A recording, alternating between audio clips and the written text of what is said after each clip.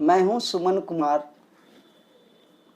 आप सभी दर्शकों का डीकेपी न्यूज पर स्वागत है।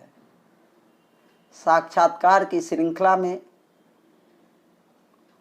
आज मेरे साथ अंतर्राष्ट्रीय ख्याति प्राप्त चिंतक, विचारक, विद्वान प्रोफेसर एवं मेरे गुरु डॉक्टर मटुकनाथ जी हैं। आपके बारे में मैं सिर्फ इतना ही कहूँगा, समाना चाहती जो बीन उर्मे, बिकल उस शून्य की झंकार हैं आप। बातचीत शुरू करूं, इसके पहले अपने दर्शकों को बता दूं कि बिहार विधानसभा का कार्यकाल 29 नवंबर को समाप्त हो रहा है। बिहार देश की राजनीति को दिशा देता है।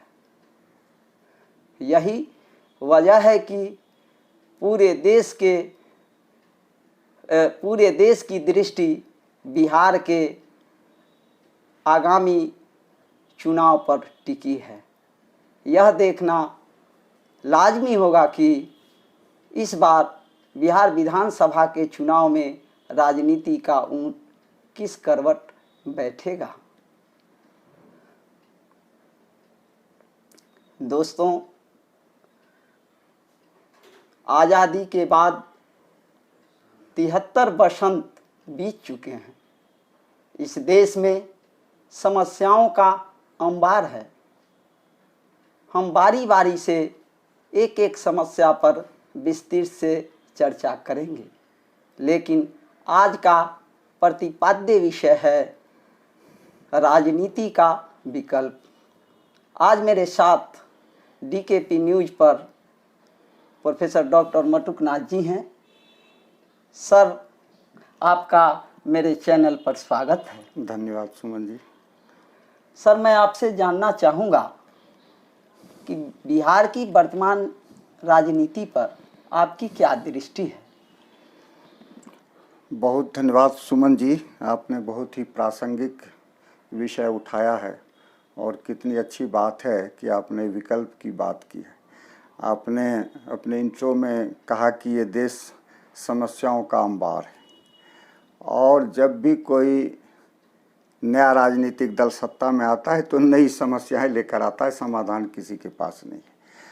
हर राजनीतिक दल एक नई समस्या लेकर आता है और समाधान उसके पास नहीं है। इसलिए राजनीतिक दल का विकल्प राजनीतिक दल नहीं हो सकता, ये आज सोचने का समय आया हुआ है। क्योंकि 73 साल में आप देख रहे हैं कि समस्या बढ़ती ही जा रही। बढ़ती समस्या तो घटनी चाहिए, नई समस्या आएगी वो खत्म, लेकिन पुरानी समस्या ही यहाँ बढ़ी हुई है। और सवाल ये है कि असली समस्या पर ध्यान किसी राजनीतिक दल का नहीं है और किसी सरकार का नहीं है। क्यों नहीं है? इसलिए नहीं है कि सही लोग राजनीतिक दल में नहीं हैं, सही लोग सरकार में नहीं हैं। अगर सही लोग आएंगे तभी समस्या का समाधान निकल सकता है। सही लोग कैसे नहीं आते हैं? क्योंकि हमारे यहाँ की जो चुनाव प्रणाली है वो अत्यंत दूषित है। आप जानते हैं कि इस चुनाव प्रणाली के रहस्य को जानिए। आज क्या है? प्रजातंत्र कहलाता है, लेकिन ये वास्तव में पार्टी तंत्र है। पार्टी का शासन। गांव से उठा हुआ आदमी टिकट के लिए अपने जिला से भेजवाता है स्टेट में, स्टेट से जाता है केंद्र में, दिल्ली तक दौड़ता है। यानी टिकट तय पार्टी वाले करेंगे, दिल्ली में अंतिम रूप से फैसला होगा। जमीन का आदमी टिकट फैसला आसमान का आदमी करेगा कि आदमी जमीन का है, काम जमीन पर होना है तो जमीन पर ही फैसला होना है। लेकिन फैसला किसी आदमी की मुट्ठी में रखा हुआ है। जिन लोगों ने मुट्ठी में रखा है उसी का तंत्र है, उसी का शासन है। और ये आदमी किसी भी हालत में समस्याओं का निदान नहीं कर सकते, केवल समस्याएं बढ़ा सकते हैं, पैदा कर सकते हैं। इसलिए आज इस दृष्टि से विचार नहीं करना है कि ये इस राजनीतिक दल को हमने देख लिया, वो किसको देखिएगा, सब देखा हुआ है, सब एक ही ढंग है, एक ही प्रणाली से पैदा हुआ है। जिस चुनाव प्रणाली में साधारण आदमी खड़े होने की हिम्मत नहीं कर सके, जहां धन का खेल होता है तो धनपति का शासन होगा, जहां गुंडागर्दी चलती है वहां बाहुबलियों का खेल होगा, और जहां कूटनीतिक चाल चलती है, बौद्धिक लोग षड्यंत्र रचते हैं, उनकी चलेगी। जन साधारण तो पीछे जाने के लिए बने हैं, उनके लिए न सत्ता है, न उनके लिए सरकार है, न उनके लिए नीतियां हैं। इसलिए आज जो समस्या है, सबसे पहले इस राजनीति प्रणाली के विकल्प में क्या होना चाहिए, इस पर अगर आप विचार नहीं करते हैं तो समस्या का समाधान नहीं होगा। आज जितना बुरा दिन है, कल और बुरा दिन होगा, क्योंकि इस बुरे को जो पछाड़ सकता है वो अधिक बुरा होगा। बुरे को पछाड़ने के लिए अधिक बुरा आदमी आएगा, और वो आदमी से, उससे आप क्या आशा रख सकते हैं? इनसे आशा नहीं रखी जा सकती है। इसलिए आज देश को इस पर विचार करना पड़ेगा। मैंने अपने ढंग से विचार किया है, उसको मैं रखना चाहूँगा समाज के सामने, देश के सामने। नई चुनाव प्रणाली की मैंने परिकल्पना की है, जिसमें कैसे ज़मीन से आदमी उठता हुआ, सतह से उठता आदमी ऊपर उठता चला जाएगा, जिसमें आज के ये गुंडे लोग नहीं होंगे, आज के धनपति लोग नहीं होंगे, आज के लुटेरे नहीं होंगे, सही आदमी जा सकते हैं। इसलिए चुनाव प्रणाली को दुरुस्त करना पड़ेगा।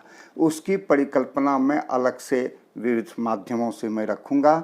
इसलिए इसका सवाल नहीं है कि इस दल को दें कि उस दल को दें। जिस रास्ते से गलत आदमी आगे बढ़ते हैं, उस रास्ते को ही काट देना है, नवीन रास्ता बनाना है, इस दिशा में सोचना है। अभी मैंने चर्चा की कि भाई नवीन राजनीति में बहुत उत्साह क्या होता है, उसको पछाड़ के हम सत्ता में चले जाएं। सवाल सत्ता में जाने का नहीं है, सवाल है इसका विकल्प कैसे होगा। तो हमने बताया कि 3 ख्वाहिशें अगर आप संयमित रख सकें। थोड़ा सर रुकना चाहेंगे, क्योंकि इसी से जो कुछ प्रश्न मेरे फिर छूट जाएंगे। सर, आप बहुत अच्छा ढंग से कहे, ये वर्तमान राजनीति में घून लग गया है, और घून लगे हुए अनाज से कोई फ्रूटफुल वो रिजल्ट दे देवे, यह कदापि संभव नहीं है। अर्थात आपके शब्दों में कहें तो ये इस वर्तमान राजनीति को उखाड़ फेंकने की ज़रूरत है, ये मैं अपने दर्शकों को बताना आवश्यक समझता हूँ। अब मैं सर आपसे जानना चाहूँगा, जो इसके विकल्प के लिए आपके पास क्या सुझाव है? मैं चाहता हूँ कि पहले तो हर व्यक्ति राजनीतिक प्रणाली में कौन सी राजनीतिक प्रणाली हो सकती है उसका रूप रखिए, उस पर विचार कीजिए और उस पर प्रयोग कीजिए। ग्रामीण स्तर पर, छोटे स्तर पर प्रयोग कीजिए। ग्रामीण स्तर की सफलता के बाद विधानसभा स्तर पर प्रयोग कीजिए। और ऐसे आदमी कौन करेगा, तो उसके लिए हमने 3 चीज़ें रखी हैं कि उनमें पद की ख्वाहिश ना हो, उनमें धन की ख्वाहिश ना हो, यहाँ तक कि यशः कामना भी नहीं हो। ये 3 कामनाओं से बड़ी होकर आना पड़ेगा। तो लोगों ने कहा कि जब ये 3 कामनाएं ही नहीं रहेंगी तो राजनीति में आएगा कौन? तो हमने कहा सवाल उठा छोड़ दीजिए, विकल्प की बात मत कीजिए। तो जैसा चल रहा है वो क्या कम है? वो तो ठीक है, नीतीश कुमार तो सबसे अच्छे हैं, अभी इनका कोई विकल्प नहीं है, जाके वोट दीजिए फिर सरकार बनेगी। तो ये करना पड़ेगा। बड़ी साधना के बाद अंग्रेज यहाँ से भगाए गए, बड़े बड़े लोग लगे, गांधी जी के साथ बड़े बड़े लोग लगे, तो एक बड़ा काम करने का मतलब सर, जब वो कोई बड़ा काम नहीं हुआ, वो आपके लिए कैसे इस काम को बड़ा समझते हैं सर? जो अंग्रेज रहते तो यहाँ बेहतर किए, जो अंग्रेज का चीज है आप देखिए बेहतर है, और उससे ज्यादा कहर बरपा रहे हैं, ज्यादा समस्याएं हैं। यदि वो रहते तो बेहतर रूप से इस देश को चलाते कम से कम। लेकिन हाँ ठीक है, हम गुलाम रहते, गुलाम तो अभी हम भी हैं सर। आप जाइए एक डीएम के ऑफिस में, अगर घुसने दे दिया तो आप कहिएगा इतने बड़े प्रोफेसर हैं। जाइए मुख्यमंत्री से समय लीजिए, जो नौकर था, जिसको हम डेमोक्रेटिक सिस्टम में उल्टी यहाँ गंगा बहती है सर, जो हम कहते हैं यहाँ जनता मालिक है, खाक मालिक है, हम कुछ नहीं है सर। अगर ये देखना है तो एगो एसपी ऑफिस में, डीएम ऑफिस में, मुख्यमंत्री ऑफिस में भर दिन बैठा करके भी नहीं मिल पाएगा, काम करने की बात तो दूसरी है सर। आप बिल्कुल सही कहते हैं सुमन जी। बहुत उल्टी दिशा में हम गए थे अंग्रेज से बेहतर व्यवस्था लाने के लिए और हम उससे बदतर व्यवस्था लेकर चले। वाह, बहुत अच्छी बात सर। ये कैसे संभव हो गया? क्योंकि जो आज़ादी की लड़ाई के लोग आए हुए थे वो सब कुछ दिनों में, गांधी को तो उसके समय ही साफ कर दिया। गांधी को स्वयं उन्होंने इसे त्याग का परिचय दिया। उन्हें स्वयं प्रधानमंत्री बनना चाहिए तो शायद देश भी नहीं बढ़ता, दोनों जुड़े रहते। तो गांधी की पूजा ना होती सर, बनने ना देता उनको। यहाँ ये भी तो स्वार्थ है ना, जो हमारी पूजा लोग करें। इसीलिए यशः कामना की बात मैंने रखी कि यशः कामना भी रहेगी। अगर सोचेंगे कि हमारी पूजा नहीं होगी तो भी आप भला नहीं कर पाएंगे। असली क्रांतिकारी को तो सर देशद्रोही कह के उसको फांसी पर लटकवा दिया। बिल्कुल सही है, और हत्या भी कर दी गई। अच्छा, एक बात सर मेरे अंदर कुलबुला रहा है प्रश्न, क्योंकि मैं अति गंभीर और विद्वान व्यक्ति के साथ हूँ, आप गुरु भी हैं सर। ये राजनीति में आपने बात की आपराधिक छवि के लोगों को आने का, तो स्वाभाविक है जब बुद्धिजीवी सो जाएंगे, इतने प्रकांड विद्वान, प्रकांड बुद्धिजीवी, आखिर क्या हो रहा है इस देश में सर? क्या कर रहे हैं वो मूर्ख आदमी, नालायक आदमी, और वो सत्तासीन हो जाते हैं। आखिर पावर तो अल्टीमेटली उन्हीं के पास में, पावर हमारे हाथ में तो नहीं है, आपके हाथ में तो नहीं है। वो मुझे लगता है कि ऐसे लोग सुविधा के कारण, सुरक्षा के कारण गुलामी को बर्दाश्त कर लेते हैं। पहली बात तो है कि हमारी जो शिक्षा है वो गुलाम बनाने वाली है, गुलाम विद्रोह पैदा करने वाली शिक्षा नहीं है, स्वतंत्र विचार पैदा करने वाली शिक्षा नहीं है। तो हमारी शिक्षा ही गुलाम बनाने वाली है। और फिर जो प्रशासनिक पद पर जाते हैं उनको विधिवत रटा के पक्का गुलाम बना दिया जाता है। और जितनी भी प्रक्रिया हैं, जो भी सरकारी नौकरी में आप लोग जा रहे हैं, वो एक सुरक्षा और शोषण। हम सब दिन के लिए हमारा वेतन आता रहे, हमारी सुविधाएं मिलती रहें, और इसके लिए उन्होंने देश को भुला दिया है।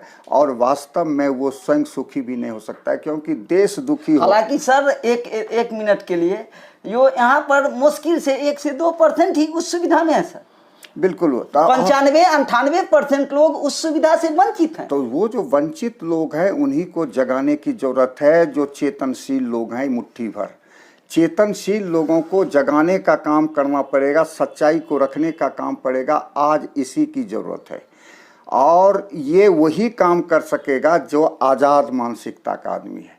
जिसको आपने प्रकांड पंडित और विद्वान कहा, वो भले संग्रह करता हो ज्ञान के, लेकिन उनके पास विचार की शक्ति नहीं है, चिंतन, मौलिक चिंतन उनके पास नहीं है। वो गुलाम वाली प्रक्रिया से उत्पन्न एक पक्का गुलाम है। ऐसे आदमी से नहीं हो सकता। सबसे बड़ा संकट स्वतंत्र चिंतक, विचारक और विद्रोही का है। आज देश सोया हुआ है। ऐसे आदमी की जरूरत है जो आहुति देने के लिए तैयार हो, और जो भी आहुति देता है उसको प्रकृति और अस्तित्व 1000 गुना लौटाता है, लेकिन वो उसके भीतर दूसरी कोई चाह नहीं होनी चाहिए। बहुत अच्छी बात सर आपने कही। जो एक गुलाम व्यक्ति गुलाम को ही पैदा कर सकता है। सर मैं चाहूँगा जो आपसे, जैसे चिंतक से बढ़ के हमको तो दीप जला करके भी खोजना पड़ेगा तो नहीं मिलेगा, जहाँ तक मेरी दृष्टि है। मैं दूसरी की दृष्टि नहीं रख सकता हूँ। तो सर आपके पास यदि कोई विकल्प हो तो हमारे दर्शकों को बताएं, वो हमें भी लाभ मिलेगा, दर्शकों को मिलेगा। मैं 2-3 बात कहना चाहता हूँ कि जो आदमी परिवर्तन चाहता है और देश में बदलाव चाहता है, वो एक जगह आए और विचार विमर्श करें, और वो 3 मुद्दे को लेकर तत्काल जाएं। कोई भी राजनीतिक दल 3 मुद्दा क्या है जिसमें सही शिक्षा प्रणाली, जिसमें विद्रोही, आज़ाद मानसिकता का आदमी, मौलिक आदमी, सच्चा मनुष्य पैदा होता है, उस शिक्षा प्रणाली की परिकल्पना करें, छोटे पैमाने पर प्रयोग करें, दिखाने के लिए। देखिए ऐसी शिक्षा हो सकती है, क्योंकि केवल शब्दों में बात करने से बात नहीं बनती जब तक हम प्रयोग नहीं करते हैं। तो एक नवीन शिक्षा प्रणाली की परिकल्पना, उस पर विमर्श और उसका प्रयोग, एक काम ये होना चाहिए। सबसे बड़ा शिक्षा प्रणाली सही होगी, क्योंकि मानस तो उसी से तैयार होता है ना, उसी से तो सबसे के जड़ में है। आज अगर सर देखते हैं ना, इसीलिए तो सरकार ध्वस्त कर दी है। वहाँ तो पढ़ाई होता अपनी नहीं मुट्ठी है। में। हाँ, सिर्फ बच्चों की छिकाई होती है। खिचड़ी खाने के लिए डीएमएसपी और यहाँ के शीर्षक पर बैठे लोग क्यों नहीं भेजते हैं? अपनी जो व्यवस्थाएं है कर्टल क्यों नहीं करते हैं? अंग्रेज की बात आई सर, वो उस समय अंग्रेज सुरक्षात्मक ढंग से, चूंकि भारत में विद्रोह था तो 20-20 गाड़ियां लेकर चलती थी। आज भी वही राजशाही है, 20 गो 25 गो गाड़ी लेकर चलेंगे, 1 बीघा 5 बीघा के बगला में रहेंगे और एक आदमी पुल के नीचे मरने के लिए विवश रहेगा। बिल्कुल बिल्कुल वैसा ही है। तो मैं ये कह रहा था सुमन जी कि पहला तो काम है शिक्षा प्रणाली में परिवर्तन को लेकर आपके पास परिकल्पना है कि नहीं? नहीं है तो इस देश में ओशो हुए हैं, इस देश में जे कृष्णमूर्ति जी हुए हैं, इसी देश में रविन्द्रनाथ ठाकुर भी हैं, इसी देश में मालवीय भी हुए हैं, इसी देश में महात्मा गांधी भी हुए हैं। तो उनके चिंतन से आप परिचित हुए और उनके चिंतन को आप पूजा करते हैं, उनके चिंतन को दफना दिया आपने। रविन्द्रनाथ ठाकुर गए तो शांति निकेतन गया, मालवीय जी गए तो बीएचयू, सबको आपने कब्जा में करके उसको सड़ा दिया, सबको नष्ट कर दिया। हाँ, बहुत अच्छी बात कही सर। मैं इसमें थोड़ा सा जोड़ना चाहूंगा आप ही की बात में। जैसे इस देश का दुर्भाग्य रहा है सर, जो जैसे आपने ओशो का नाम लिया, तो ओशो गए तो सब चीज चल गया। ये माने थोड़ा सा है जो कि उतना प्रभाव नहीं डालता है जितना कि वो डालते थे। बुद्ध गए तो वही हाल है, वही डीएवी का हाल है। दयानंद सरस्वती गए तो चले गए, माने चली गई व्यवस्था। वही रामकृष्ण परम हंस जी का जो, ये विवेकानंद जी का जो विद्यालय है। मेरे कहने का मतलब ये था कि कोई शिक्षालय खोला था रविन्द्रनाथ ठाकुर ने, कोई शिक्षालय खोला था मालवीय जी ने, तो उस शिक्षालय को नष्ट कर दिया सरकार ने। उसके बाद वो गए तो शिक्षालय फिर सरकारी जैसा हो गया, सरकार जैसा सड़ा हुआ हो गया। ओशो ने इस तरह का कोई शिक्षालय नहीं। हाँ, तो स्वाभाविक है सर, जब आप सरकार से फंड लेना स्टार्ट करिएगा तो वो सर ही जाएगा। क्योंकि मैं जब राजीव गांधी कैंसर संस्थान के डायरेक्टर DS नेगी का इंटरव्यू ले रहा था, मैंने पूछा जी तो राजीव गांधी के नाम पर है तो आप क्यों नहीं पैसा उसा मिलता? उन्होंने कहा नहीं, जिस दिन सरकारी पैसा मिलने लगेगा, मुझे वो बात याद है, तो ये संस्थान बैठ जाएगा। ये मैं कहना चाहता हूँ कि जिस तरह से न्यायालय सरकार के नियंत्रण में नहीं है, वो एक स्वतंत्र संस्था है, वैसे ही शिक्षालय एक स्वतंत्र संस्थान होना चाहिए। ये उसकी कठपुतली ने, सरकार के का दास नहीं होना चाहिए, सरकार की मुट्ठी का खिलौना नहीं होना चाहिए, एक स्वतंत्र, इसके लिए प्रयास, ये एक मुद्दा है। और दूसरा मुद्दा सुमन जी, चूँकि सबके राजनीति के तहत काम करता है सब कुछ, तो राजनीति को सुधारने की ज़रूरत है, राजनीतिक प्रणाली को, चुनाव प्रणाली को सुधारिए। तो दूसरा मुद्दा चुनाव प्रणाली को सुधारने का है। और तीसरा जो विकट मुद्दा है जिसका कोई समाधान नहीं है, वो विस्फोट है जनसंख्या का। ये तो बहुत बड़ी चीज है सर। और जिस देश में इतना अनियंत्रित बेतहाशा बढ़ती हुई जनसंख्या, तो हम क्या करें? और किसी राजनीतिक दल में पावर नहीं है, चाहे 56 इंची के हो, 100 इंची वाले हो, कि राजनीति ये जनसंख्या नियंत्रण पर कोई नीति बना के अमल कर सके, किसी में पावर नहीं। सब कायर यहाँ से वहां से भरे हुए हैं। सर 56 इंची कह देने से तो 56 इंची कहना ना हो जाएगा, करे जाता ये तो कहने की बात है, बरगलाने की बात है। यही 3 समस्या है सुमन जी। और इस 3 समस्या को लेकर और इस पर प्रयोग करने की जरूरत है। सही आदमी को एक मंच पर आने की जरूरत है। और अभी चुनाव का समय है तो जनता कुछ सजग है, ऐसे ही समय में ले जाकर उनको बताइए, जन जागृति का काम कीजिए, संगठन बनाइए और प्रयोग कीजिए। इसके यही हमको विकल्प दिखता है। और ये करने वाले अगर तैयार नहीं होंगे, नहीं है, तो देश जिस तरह से चल रहा है चलेगा और बदतर स्थिति में जाएगा। सर आपने बहुत अच्छा सुझाव दिया है, मेरे मन में भी था। जो शिक्षा पर वो 1-2 बैठक में नहीं होगा, हम लगातार एपिसोड चलाएंगे।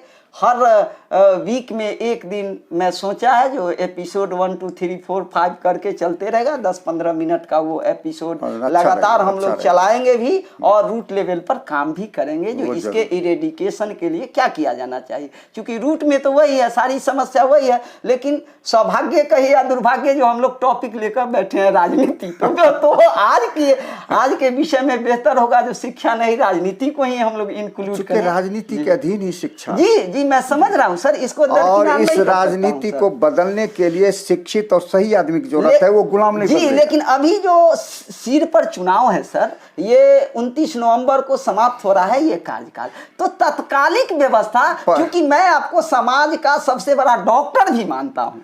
मेरा तात्कालिक आप तमाशा देखिए, मेरा तो इस सही उद्देश्य को लेकर, जैसा मैंने कहा कि अगर कितने परिवर्तन कामी आदमी, कितनी छटपटाहट लोगों के पास। हमको लगता है कि आपके चैनल के माध्यम से जो लोग सुनेंगे, ऐसे लोग एक जगह इकट्ठा होंगे, विचार विमर्श करना, किसी एक मत पर पहुंचना, ये सबसे ज़्यादा ज़रूरी है।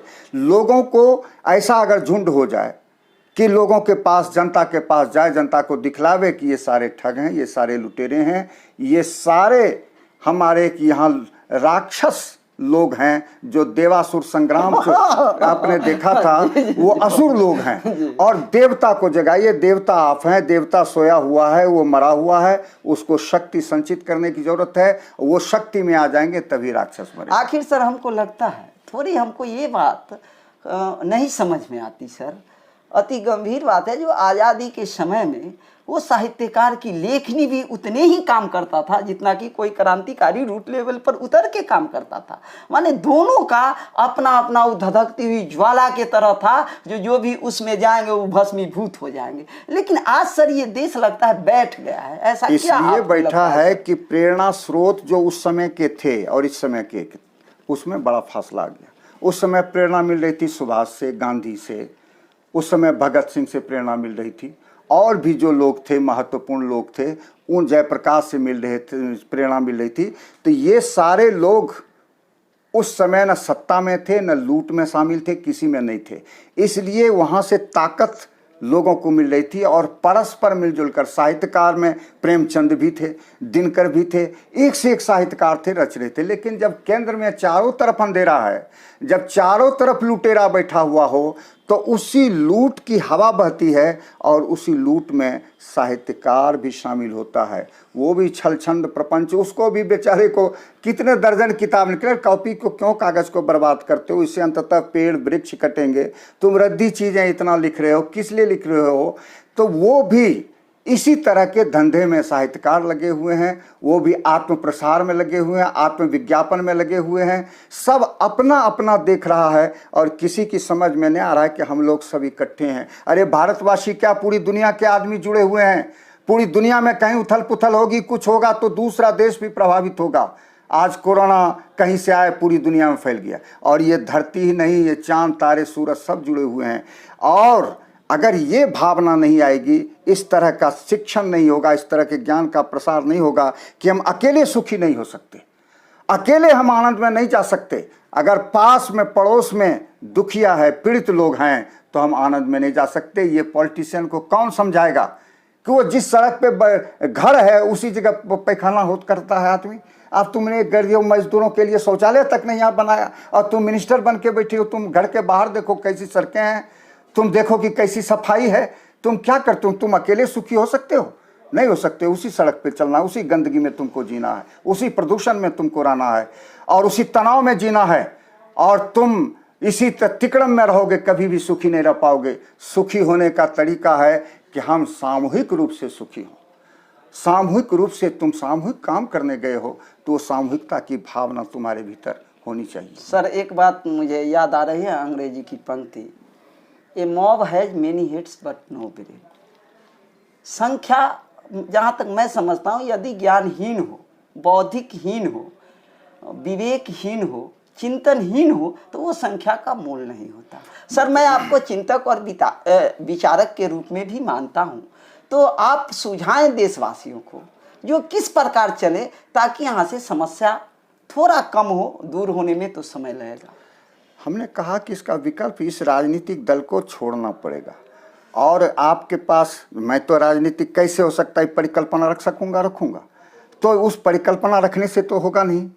उस परिकल्पना को दूसरा काम होगा लोगों तक ले जाना, और लोगों का उस पर चिंतन के लिए तैयार करना, उसकी रूपरेखा तैयार करना और ज़मीन पर काम करना। वाह सर, तो ये बिहार की जो अभी वर्तमान राजनीति है, मैं चाहूँगा जो इसमें आप क्या अपनी दृष्टि रखना चाहेंगे सर, कृपया दर्शकों को। भयानक है।